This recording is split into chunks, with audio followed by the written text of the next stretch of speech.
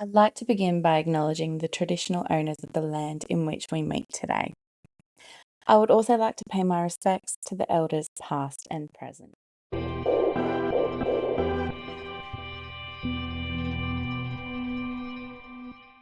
another episode of Project Life podcast. Today we are joined with a very special guest with an incredible background in mental health, who is now a holistic counsellor who has a diploma of advanced holistic counselling, now named Empowerment Coaching, certificate of meditation teaching and holistic human development, mental health first aid and mental health first aid for suicidal people, diploma of health, work and safety, hostile environment awareness training, extensive courses in psychological safety and trauma in media, and you're now also studying to be a nutritionist and plan on completing a breathwork instruction certificate once that is completed.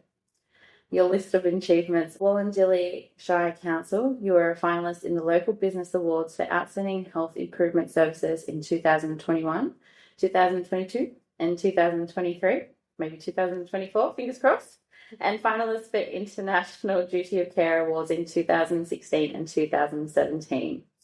While we can go into a bit of your background, I think I'll introduce you first, Sam. Welcome to the podcast and thank you for joining us today. Thanks so much for having me. I'm really excited to have this discussion. Yeah, so am I. It's one that we've been planning for quite some time. It is. So hopefully we can get into that shortly. But on top of all your education and achievements, there is quite a bit of background to how you came to be in the position you are now. You're working for yourself. You've got your own holistic health business and counselling business.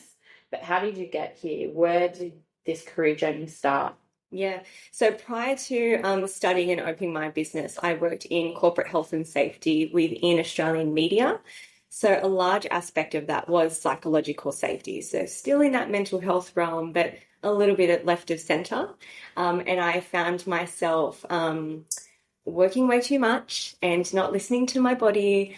And I got to a point where I completely burnt out and experienced anxiety and depression myself. So yeah, I got to a point where I'm like, I need to make a change and I need to slow down. And that's what sort of led me to look into holistic health, but then also to take the step forward into opening a business. That's crazy. And with what you have done in media before, was there anything in particular that just, struck that chord? And did that decision come like in a plain instant, or was it kind of over time with this constant anxiety and depression and burnout? Yeah, I think it was over time, but at the time it was happening, I chose to ignore it because I thought I just need a holiday.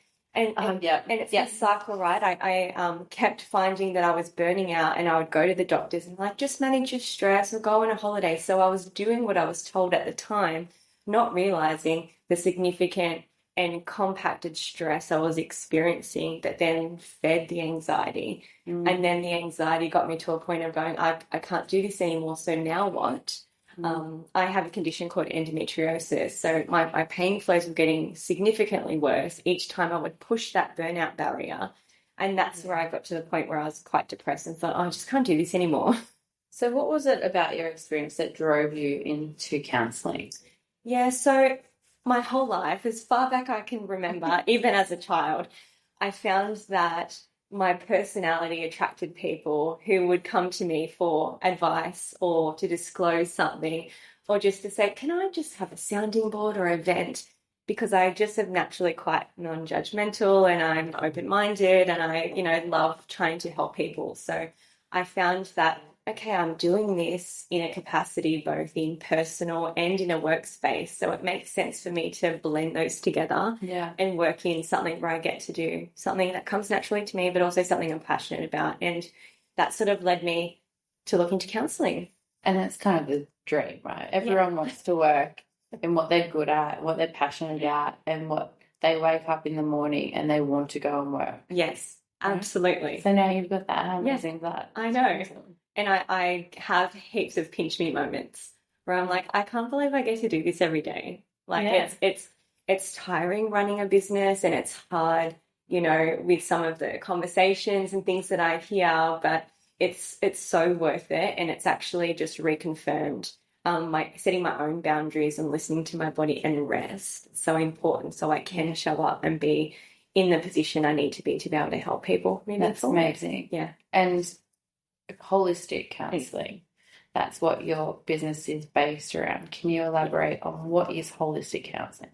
Yeah, so holistic counselling sees a person as a whole person. So when we talk about holistic counselling, it's not necessarily just mental health that we discuss, because there's lots of different aspects of a person that makes up a person, right? So there's your mental wellness, your physical wellness, your emotional wellness, your spirituality, and there's also an aspect of your social wellness and how you fit into the world and what your purpose is. So it encompasses all of those different things. And I think I liked that approach because it takes into consideration your background, your belief systems, your life experiences, as well as what's going on in your life right now. Yeah, amazing. I think as well, like my own personal journey through life, and I mentioned it in one of my previous podcasts, something like that. I think it was back in school when you learn about holistic health and holistic life. And I think that's something that I've taken and I've run with throughout my life. So I'm constantly checking in with myself going, have I really looked after myself in this field? Or have I looked after myself in this field lately? And making sure I've got that balance throughout. Yes. And then utilizing resources such as yourself, what you do when you find that there is an imbalance and you need maybe a little bit of help and a bit of a shift. Yes. Right? To get back in there. On top of the holistic counselling, you've got a range of services that you do in your business as well. Can you tell us a little bit more about what they entail and what you provide as a service? So I guess the first thing, touching on that holistic counselling aspect, is I do it in a lot of different ways. So I do have a wellness studio where I get to see people face-to-face within the local community, which is amazing. But I also have online options and walk and talk options. I think walk and talk would be like my preferred. But how did you come up with that? I've never heard of that method before. Is that something you just kind of experienced worked for you and your... Yeah, look, it's actually going back to some training that I had with the mental health first aid, and it was explaining, and this goes back a while ago, and it just really stuck with me that not everybody will want to have a conversation opposite someone. Sometimes, particularly in the male space, they will. I was just thinking that's why they take their mates fishing or they sit side by side. So everybody needs to be comfortable in a different aspect.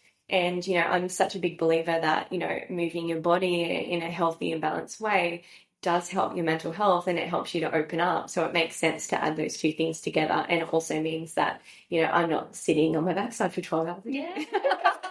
At those steps, and that's right. And you're walking. So I 100% agree with the male side of things. I've done that myself, even with my partner, when having those difficult conversations.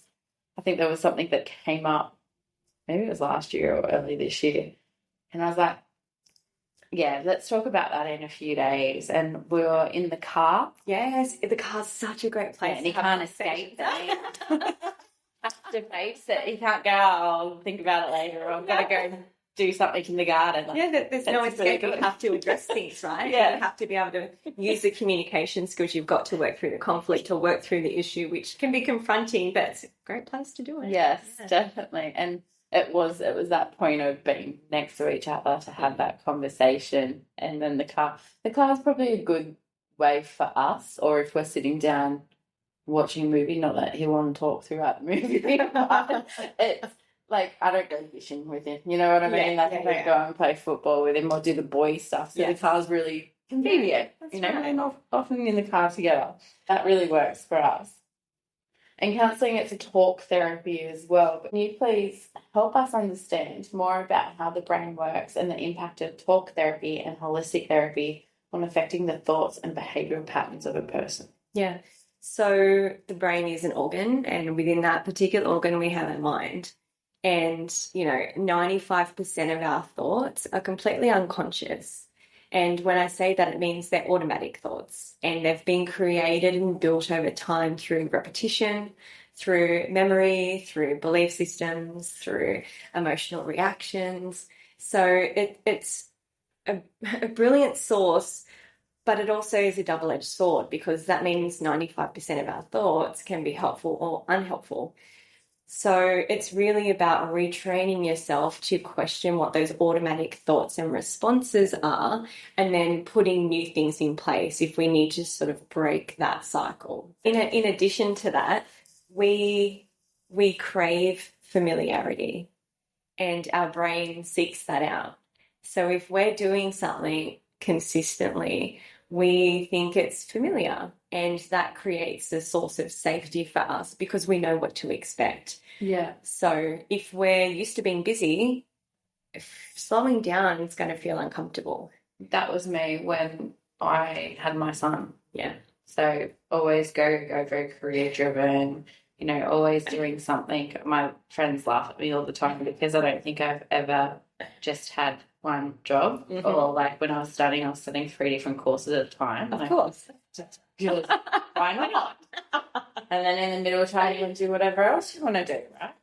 And they just laughed at me. They're like, oh, when you have a baby, you got to slow down. And it was like, oh, yeah, I'm writing an ebook. Oh, I'm going to start a podcast. And they're just like, why? Like, you can't slow down. And it was literally like I'd finished work on the Friday and I had my son on the Monday.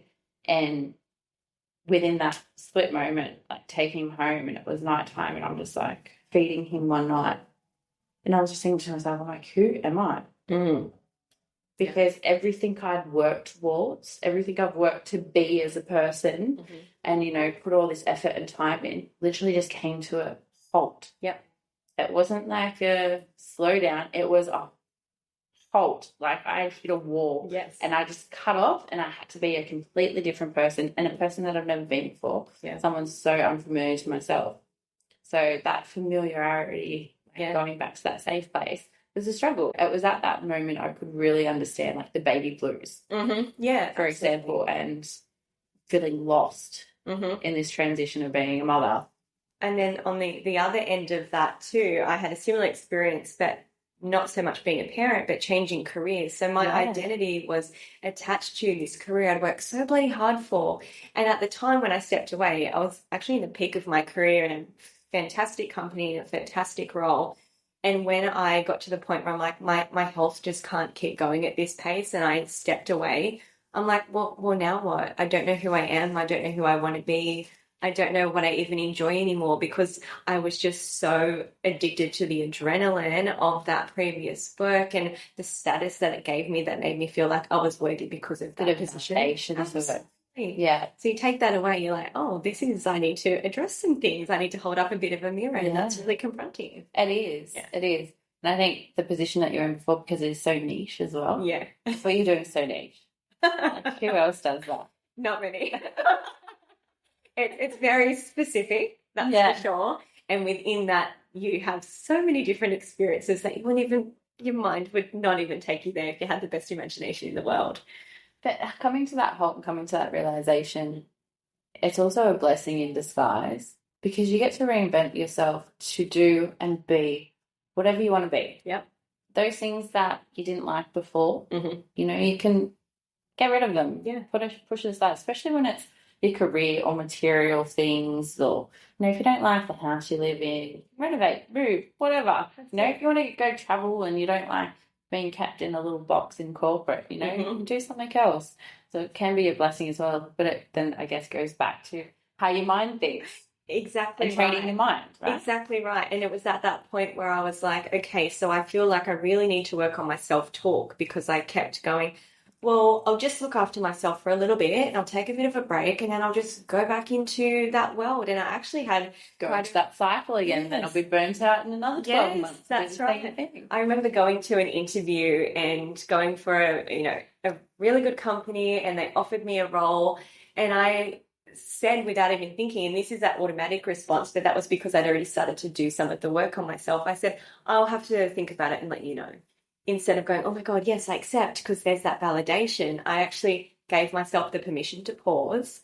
And I'm like, I will get back to you. And I remember driving out of that going, if you had asked me 6 months ago, that would be a fantastic role to move into, but I don't want that anymore, because I'm not that version of myself. I'm in a new season. Yeah. And I need to be okay with walking away from that and getting outside of my comfort zone in a different way and stepping into something completely new. Yeah. And how long did it take you to, not only did you realize what you wanted to step into, but to train and fall into working for yourself? Did you have to work for someone beforehand and get experience? Or No, I didn't actually. So I actually started studying a standard level of counselling, a diploma of counselling, and about a third of the way into that, I just, in my personal experience, some of the things that was trained in that didn't match up with the real life experience that I had had, where I was the person, calling, crisis teams or dealing with hospitals or dealing with doctors and of staff members. And I'm like, but what they're teaching me counsellors in this particular course that I was doing didn't match up. And I'm like, oh, now I kind of have to step away and see if this is right. And it was actually a doctor who had suggested to me, like a holistic doctor had said, look into holistic counselling. And I was just like, this feels so right. And because I did it of all times during COVID, yes, very early COVID, it was not at the lockdown point yet, and I had stepped away from work, so I had all the time in the world. So I actually did a fast track course with a few other people studying in that course, and we did it all face to face, which was great because we did so many role plays and things that would normally take 18 months. We sort of condensed down into a 6-month capacity, and then we did our assessments. And from there, I'm like, okay, now I need to work out how to run a business, how to make a website. Like, I don't know what I'm doing. That's a whole nother field, isn't it? Yes. Running a business yourself. And Australia is so built on small businesses as well. Yeah. So that was at the beginning of 2020 that I'd started that process, and I'd opened by November 2020. Yeah. And through COVID as well, which is probably a good way as well, because people needed people to talk to. Yeah, and it was great that I already had the walk and talk options because we could walk in our local LGAs, and it meant that we were getting out of the house and we were stepping away from our families at that point when we were all going a bit stir crazy. So yes. And then of course the online, which is great for people who are stuck in rural areas as well. Absolutely, because it's very difficult for them to get services, as we all know. We've got a bit more of a targeted question. So majority of our listeners are pretty much in the age demographic of 24 to 36 years of age. Is there any common themes or of concerns or life circumstances that are more prominent in this demographic?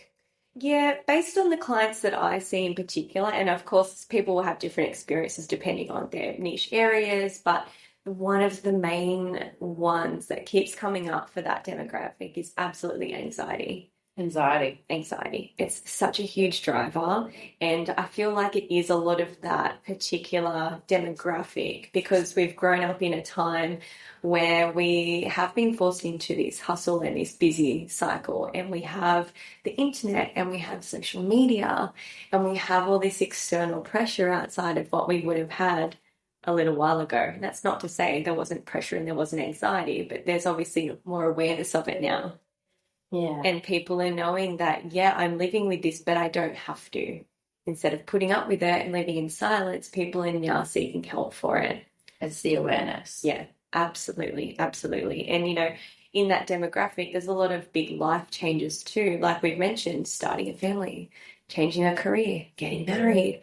They're all super significant, stressful times in your life. And all happening around that time. Absolutely. And there's a few others, I think, that we spoke about off this recording that are definitely worth touching on as well. So you have burnout, women's reproductive health, and feeling lost. Yeah. As other key factors for this demographic. Huge. What do you see in those areas? For the women's health aspect in particular, in that demographic, like I mentioned before, it's at the point where a lot of people are starting to consider what a family looks like and whether that involves children or not. So the reproductive health is a huge factor. We're talking about fertility concerns. We're talking about, now that we have a bit more awareness, which is great, endometriosis, adenomyosis, chronic pain, medical gaslighting. So it's bringing in people that are trying to find the strength and the skills to be their own health advocate.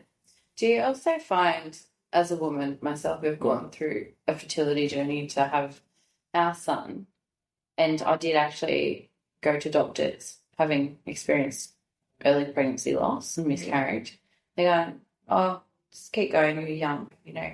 It took quite a few years because, you know, every month. And then if your early pregnancy is 2 months and then you miscarry and then you got to try again, there's like at least solid 4 to 5 months there before you can even try again. And so it's like this circle going through and getting told, oh, you're young.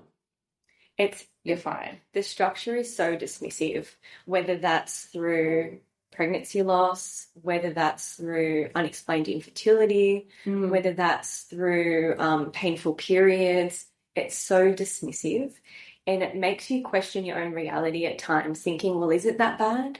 Yeah. You know, and not only the you know, the struggle of the mental aspect of, you know, am I enough? Why am I not good enough? Why, in having that disconnection with your body, because you start questioning, why are you betraying me?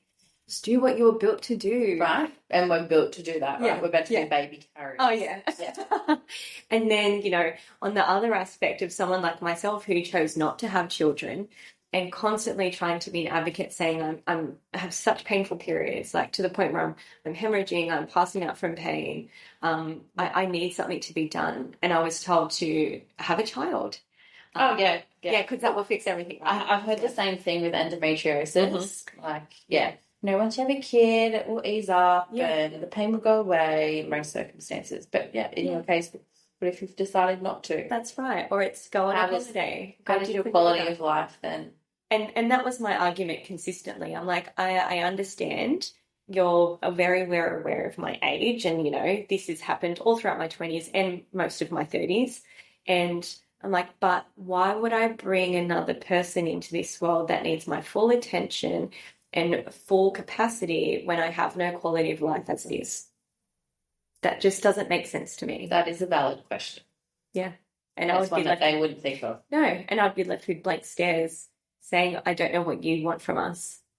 I'm like, support and help and guidance and maybe some direction on how to manage it. Yeah. Because there's no cure for those things, but there's ways to manage it. And the loop I was stuck in at that particular time was try this medication for 3 months and come back. A pill for every ill kind of thing? Yeah, absolutely. To the point where that just fed depression. And then they put me on antidepressants. And I was like, I'm depressed because I'm on the medication and my life is struggling because I'm in so much pain, not the other way around. So it takes the symptom, not the cause? Yeah, it's just a Band-Aid on the Band-Aid on the Band-Aid. I saw a really good reel. I actually saved it. I think I shared it on my Facebook. This gentleman, he's from America. He's African-American, and he's trying all this women's stuff to realise what it's like to be a woman. I love this. And he's trying breaking eggs and whisking eggs with the period pain stimulator. Have you seen it? And he's putting on, and he's on the ground, and he's screaming, and he's sticking up and shit. And then another one, he's like putting wax on his leg, and he's just like, rips it off, and he's like screaming in pain. He's like, why do women do this themselves? But the one that I'm getting to is he opens up the contraceptive packet for the pill that one of his friends had given him. He's like, you know, it's a little square, yeah, okay. He's like, but this is folded like 6 times. And he opens it and it's all small writing. And he's like, you know, when you turn it over and it's in another language, he goes, it's still in English. Like this whole thing. He goes, why is there so many side effects? Like, why are we doing this to ourselves? But it's just an expectation that's our problem, right? Yeah. Yeah.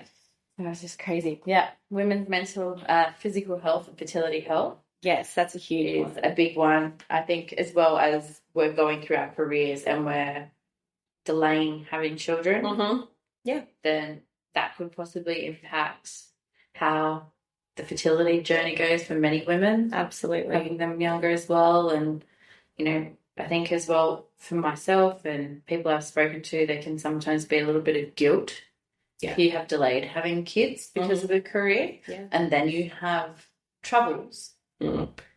Is there a delay? Like, is there guilt because you've then followed a passion of yours and done something for yourself beforehand? Yeah. And as opposed to having kids. And then if you had kids too early, there would have been a different type of guilt there going, I you know, changed the course of where I wanted my life to head and I love these kids, but I'm also not super happy. So there's a different type of guilt. I feel like we can't win. No. We also always analyse things too. I guess that can go into the point of feeling lost. Yes. That we spoke of before. Yeah. Like trying to keep up with societal pressures, and I know so many of my mum friends having that mum guilt. Yeah. Or, you know, if we've had them early, then the guilt of, oh, you know, I'm not contributing to the house because, you know, I don't have the career and I don't have the financial stability before we have kids, or I didn't get to travel like someone else got to travel, and you're constantly comparing yourself instead of looking internally. Yeah, and it creates huge isolation. And I feel like, you know, it's quite common for us to put a brave smile on and try and keep up with everybody else and look like you've got your stuff together. But if everyone was just a little bit more vulnerable and a little bit more open with the people that they feel safe having those conversations with, it'll actually build connection, because so many people feel the same way at different times. And if we speak about it more, we realize that we're actually not alone. Yeah. Yeah. It's really important, isn't it? And I feel like over the last few years, we're really breaking down a lot of barriers in so many different areas. Men's mental health as well, being a massive, massive thing that we've seen come out the last few years. That Movember and the Black Dog Institute. Yes. Yeah, I think I have seen men be a lot more vulnerable, but there's still a lot of breaking down of these stereotypes that we place on ourselves from society. Yeah. We don't have to wear these badges. No, and, you know, vulnerability is strength. And talking about it won't only help yourself, but you're going to help somebody else, because you can express they're going on. And again, it's going to help that other person that might be on the other end thinking, no one knows what I'm going through. No one can possibly understand these feelings I've got. To hear someone else, someone they look up to, or someone else, you know, the typical, you know, manly man expressing this, it flips everything on its head. Yeah. I also run meditation classes here, and I was really happy to see, particularly that really stressful point at the end of last year, coming into Christmas and financial pressure. There was quite a few men in the class. And that's amazing. I'm like, yes, this is so good. I'm like, please tell your friends, because this is exactly what we need to be doing. Yeah, when I was starting to go back into exercise after having my son, yoga was my first point of call. Yes. And again, same thing, seeing so many men in that class now, and saying to my partner, I go, you've got back issues, you really should be in there. Yes. Out of anything, you should be in there. But at the same time, I was like, it's my time. Yeah. You look after the baby. I'm having your own thing. You look after the baby, all right? Okay, give me an hour. But I feel like, you know, anything in this health and wellness space, no matter what area you look into, it doesn't have to be genderfied. Is that a word? I don't know. Did I just make that up? I don't know. I like it though. But Oxford Dictionary of the Year, word of the year, right? But it doesn't have to be male or female or anything in between. It's just for everybody. Always. For everybody. That's what we're here for. That's right. And there's, you know, specific groups and bits and pieces that are, you know, specific to women, specific to men, and all those different things, which is great. But generally speaking, we're all in the same boat. We're all having different pressures. We're all having different guilts. We're all questioning our own identity, and if we're giving enough to ourselves and our family. So just talk about it. I think, and so the last topic that we had there is a key concern of this demographic was burnout. Yes. I myself have experienced burnout. I remember in my early 20s, I was like, I remember being in the car. I had a manual car at that time, constantly tapping. Yes. The key stick, and freaking out, and I started feeling really low, really down, sleeping a lot. So something's not right. Yeah. I need to see someone. And when I saw them, and you know, you sit down in a psychologist's office, whatever, you do your little paperwork first and answer the questionnaires. She's looking at it. We're talking about. She's like, you've got chronic anxiety. And what's happened is you've stayed up so high in the anxiety space for so long. Yeah. Now what your body is doing, it needs to reset. It can't stay up there for so long. Yeah. So now you're taking a plummet down in the depression space. Yeah. She goes, but what I'm more concerned about is burnout. Because from the way I was living and everything I was doing, it was the burnout that was feeding the anxiety. That was then leading to the depression. It was chaos in my brain and in my body. Yep, and those big boom and bust processes and cycles that we get into. Like, okay, we're feeling on top of things now, so we try and do as many things as possible to catch up, and then we hit that wall and we crash hard. And then we go, okay, I've done it again. Okay, I just need to reset. And then we go again. And, that over time causes exactly that: chronic anxiety, chronic stress. And the physical impact of chronic stress on the body is so significant. It impacts your digestive system, your blood pressure, your breathing, your gut health. My gut is a big thing, and weight because of it. Yeah, absolutely. When I was at my worst, when I said I did hit that point of burnout, I had put on about 20 kilos. Yeah. And I just look at photos and I was just so puffy. And so puffy because I was just so inflamed. And I was so inflamed because I was just so unwell in all aspects of my life. I had no boundaries, no balance. What was self-care? Yeah, no time. I got a plane to catch. Yeah. Like it wasn't that. My act of self-care, which unfortunately contributed to that cycle as well, was it's Friday night. I'm actually finished before 10 p.m. Amazing. I'll have a glass of wine and order a pizza. That's my self-care. It's not really helping. No. And this is the part of, being tastes good, I have to say. Oh, so good. Good for the taste buds. Oh man, a glass of bread with a vegetarian pizza, done. Oh.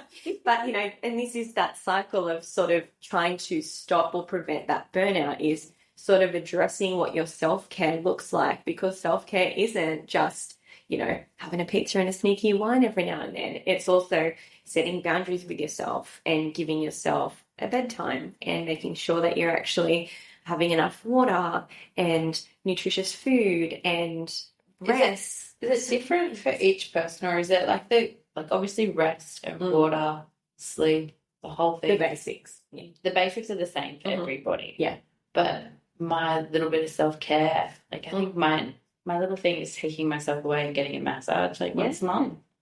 And I think there's so many different types of self-care, and there's no right or wrong.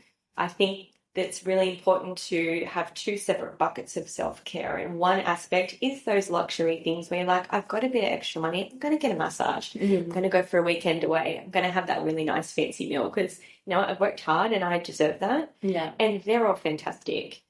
But I also think we need to have inner resources that we can go to at any time that don't cost a lot of money. So there's no barriers. Inner resources. Yes.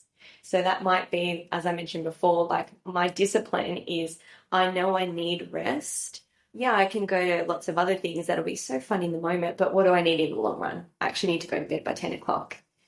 I need to notice where my energy goes when I'm with particular people and kind of adjust my availability based on that. It doesn't mean that you don't want to be friends with one of your friends, but if you feel like you're quite drained or you don't have the capacity for someone at the time, it might be to reschedule something. Yeah. And those specific you don't see them every day, you see them every once a month. Yes. Or it might be, I'm not responding to messages or answering phone calls after dinner time. Oh, that's a great one. Especially if you've got a work phone. Yes. I don't. I keep it as one because I'm hopeless with technology as it is. So one is plenty. But a lot of my colleagues will have two phones, their work phone and they'll have their personal phone. Yeah. And by doing that, it allows them, if they do this, I don't know if they all do, but put that work phone away. Yes. 5 o'clock or 5:30, whatever time you finish, and you turn it off. Yeah. It's 5:30 on a Friday. It's turned off for the weekend. Yes. And you're able to shut that off. Yeah. I feel like that would be really good practice. It's so important. And again, you don't need money for that. You need discipline, yes, but doing that over time and creating those boundaries with other people so they know what to expect from you and they don't push that boundary is really important. And that's setting boundaries is the ultimate act of self-care. Otherwise it might be, I know by a Friday I'm pretty tired by the end of the week, so I allow myself the flexibility to tune in and be like, do I need to go for a walk? Do I need to go sit by the water? Do I actually just want to get in my pajamas and have a house afternoon and night because I need this before the weekend? Otherwise, I get caught up in the busyness of the weekend of doing the things, right? Yeah. The cleaning, the groceries, the other things. sometimes working. And then come Monday, I'm already exhausted and I know I can't do that. So that's a different type of self-care, just knowing your limitations.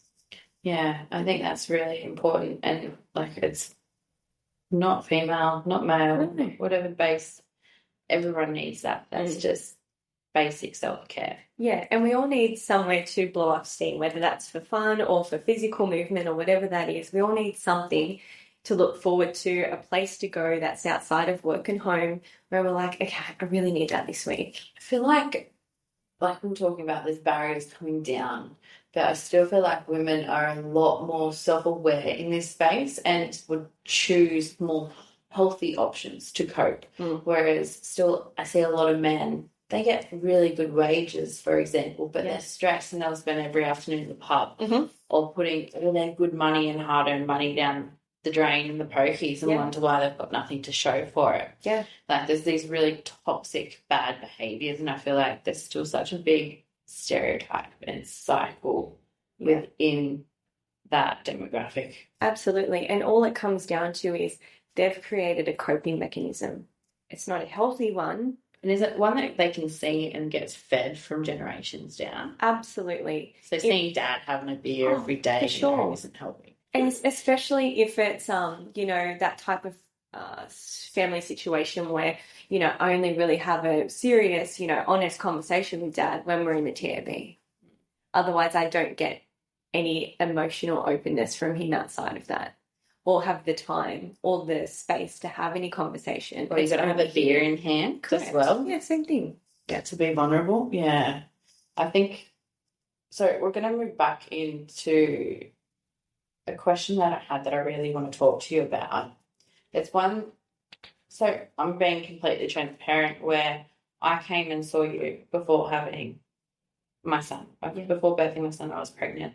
And I came to you off the back of a referral from my doula, who provided me a list of resources and recommendations of people to reach out to for whole different reasons. And one of them was to speak to somebody in the counselling space prior to having a child. And one of the reasons why she put this forward was also having, I think she actually spoke to you directly, didn't she? Yeah. And you said, you said, I wish people came and spoke to me before having kids.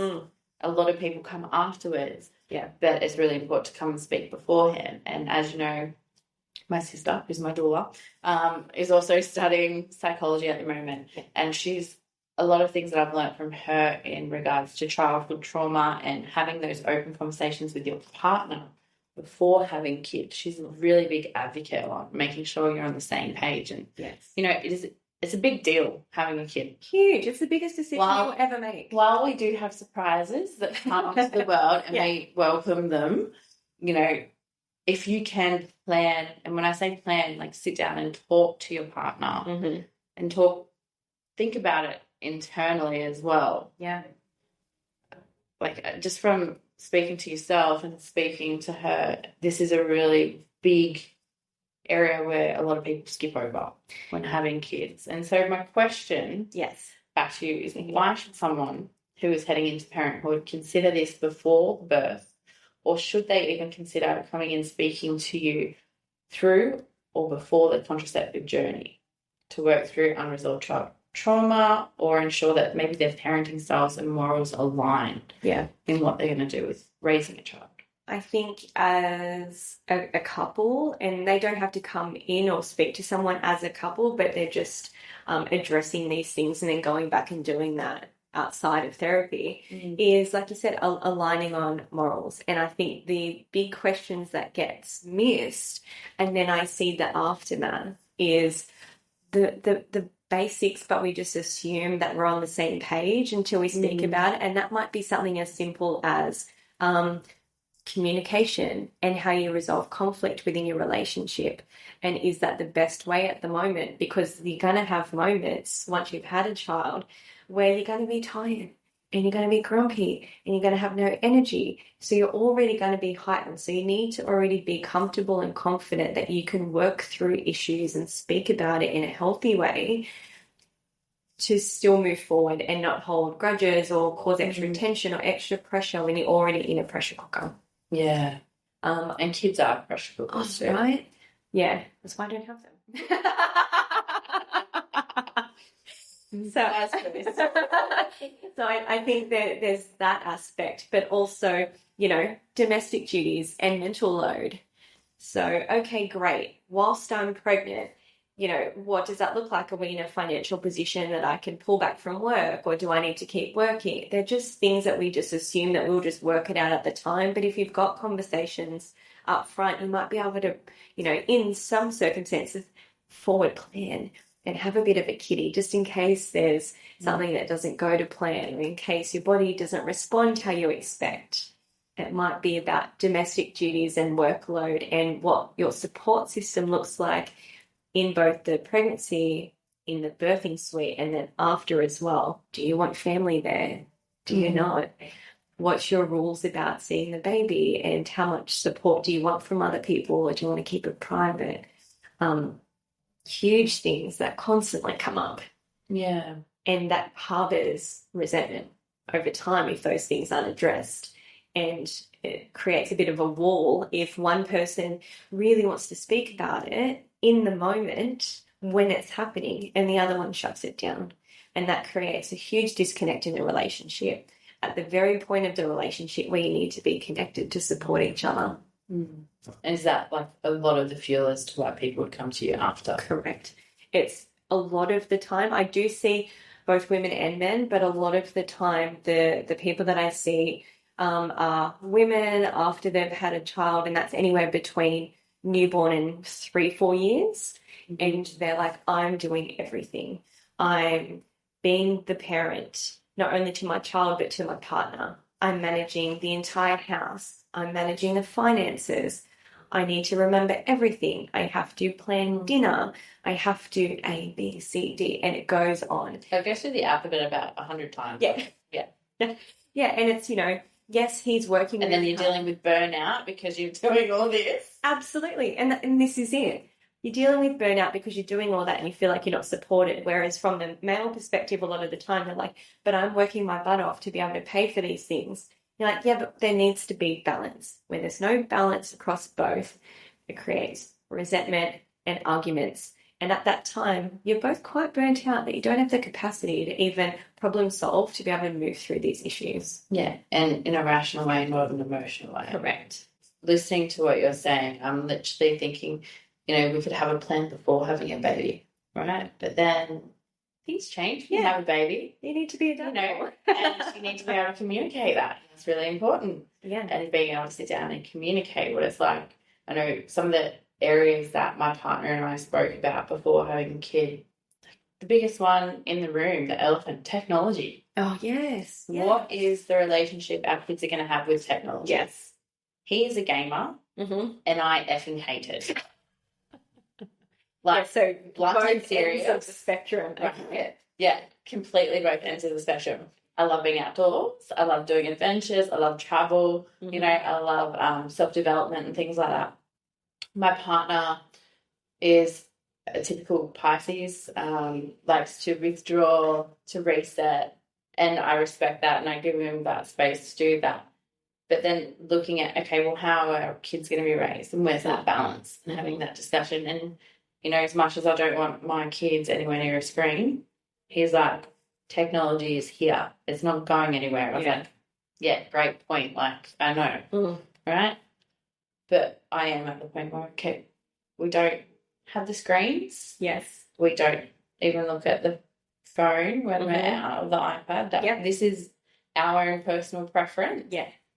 I feel if he's upset and he's having a tantrum, he's trying to communicate with me. There is something going on. Yeah. Maybe he needs to feel a bit of love and attention. Maybe he's trying to tell me something. Maybe something's not right. Maybe he's hungry. Yeah. Maybe he needs a nappy change. Like, I need to talk, be able to listen to that, because him crying and upset and having a tantrum, that's his communication. Yeah. I don't want to shut that off with a screen because I want to keep that communication open when he grows older. Yeah. And through what I've learnt on this particular topic It's more so when he gets a bit older, so maybe around 7 or 8, maybe start slowly a little bit here and there, but it's going to be controlled. And that's what I said to my partner when we, like, I can't deny it's going to be there. Yeah. Like, what, I'm going to want him playing outside and all his friends are playing games. He's going to be by himself, right? So having that balance is a really important thing. But while he's quite young, I think a lot more control on the screen time is really a thing. That's one big thing we talked about.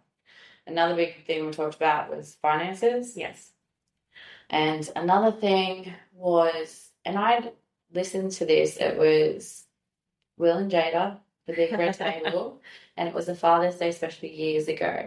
And they were talking about the lessons they want to teach their kids and the parenting styles in which they teach their kids. Yes, parenting styles huge. And one of the examples was when their son Jaden was doing a karate kid and he needed to get down to the splits on the ground. And, you know, their producers or whatever, they're pushing him to get down and he's hurting. Jada's like, I would have been like, no, enough, and just wanted to cuddle him. Yeah. But Will was there and Will's like, you keep going, you build these barriers. And he was teaching him a different lesson. And having that space and respect for your partner to be able to instill the lessons they want to teach on your child. Yes. And that was one thing that we spoke of and that I really understood and resonated with and shared with my partner.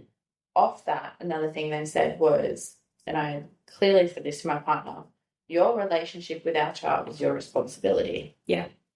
I am not here to make sure you spend special time with your son. I am not your coach through your relationship with your child. Yeah. The relationship you have with your kid and how that relationship works and functions is between you and our child. Yes. Same with me.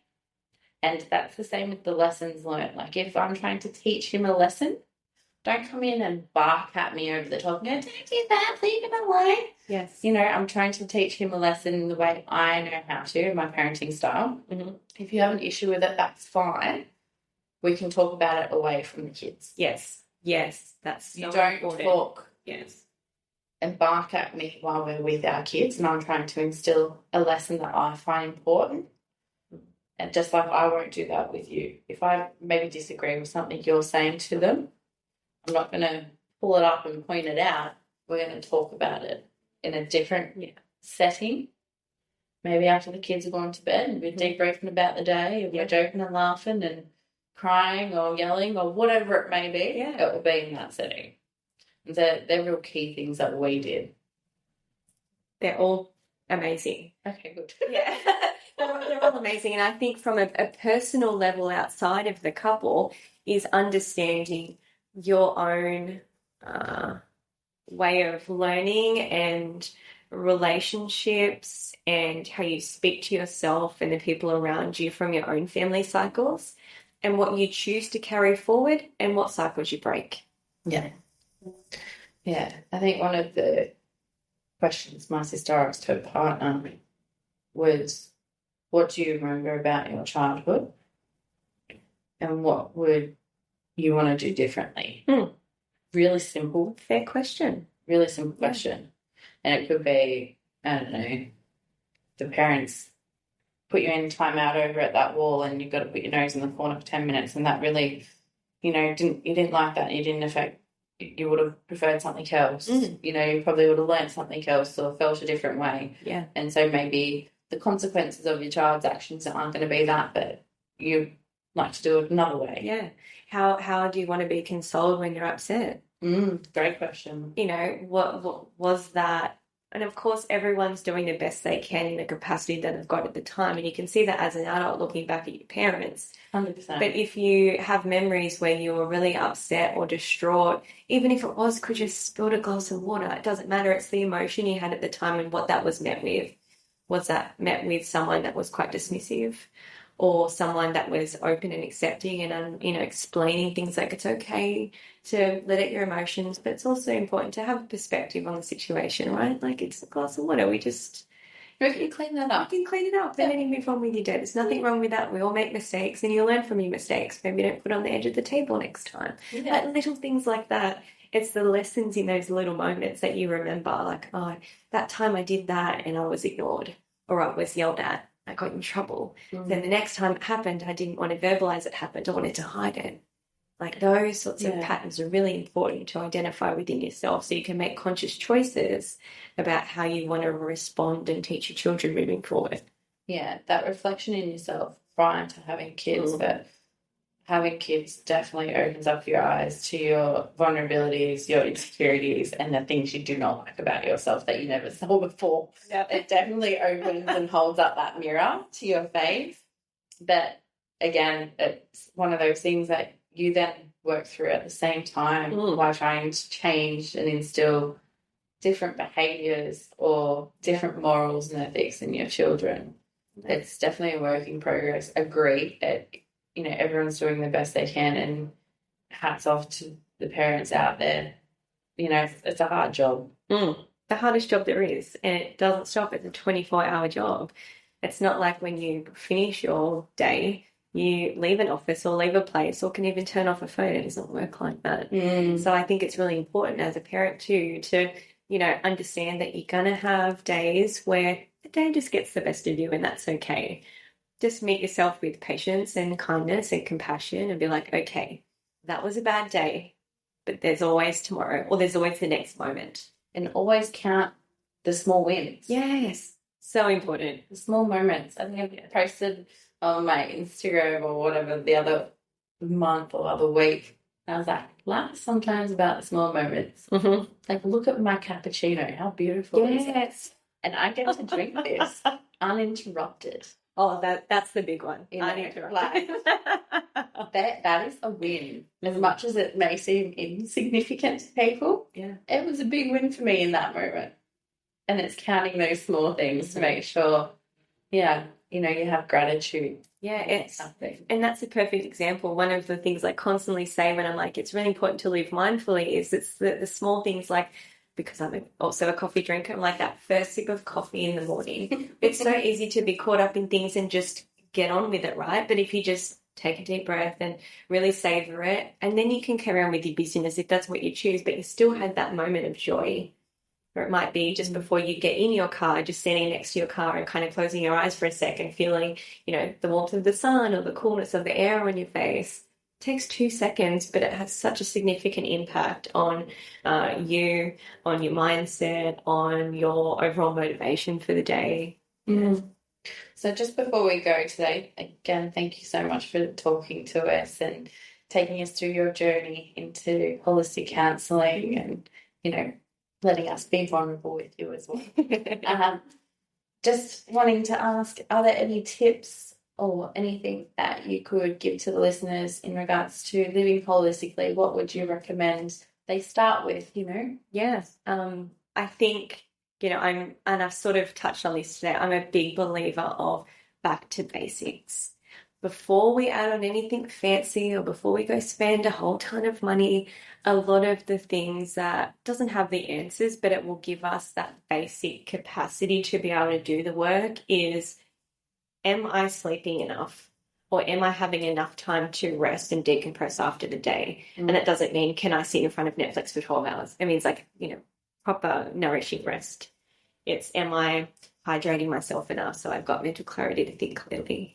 Am I eating foods that give me energy and make me feel good about myself? And as well as, the soulful bits and pieces where it incites community and social, situations. So those basic things are really important. And they're the first things that we drop off when we're feeling overwhelmed or anxious or stressed. So focusing on those things, again, in a resource, you can do it at any time. You don't have to spend money. And then which is great in this current economic climate. Absolutely. And then outside of that is, introducing those mindfulness aspects that we just sort of touched on. It's, opening up a journal and writing things down. And those things might just be, basics of gratitude and good things that happen throughout the day to try and help you gain perspective when we feel like things are not going to plan, but also just to, understand and process your thoughts, because sometimes we feel like there's lots of noise or there's lots of fog, but we don't know what to do with it. And we just ruminate and we sit with it. If we don't have an outlet, it's really hard to let go. So again, all those things can be done without spending money, and they're all in your control, and we all have access to all of those things. Otherwise, reaching out to someone like myself or a different type of practitioner to be able to give you the guidance. Like, to those that are listening, if you don't feel like you've got that support network around you, there are always other avenues and professionals like yourself out there that they can reach out to. We will add all your links into the bio of this episode as well. But if you're listening, you can go to Empowered Holistic. Yes, Empowered Holistic Counselling and Wellness.com.au. Otherwise, handles the same thing on social media. Perfect. And we'll add all that in for you all. And thank you again for your time, Sam. No, really appreciate it. Thank you so much for having me and having such an amazing podcast to talk about things like this. It's I'm excited to see where this goes. We'll definitely have you on again. Thank you. Do not forget to subscribe to the YouTube channel, follow us on Instagram and TikTok, and subscribe or follow on any of the listening platforms where you stream your podcasts.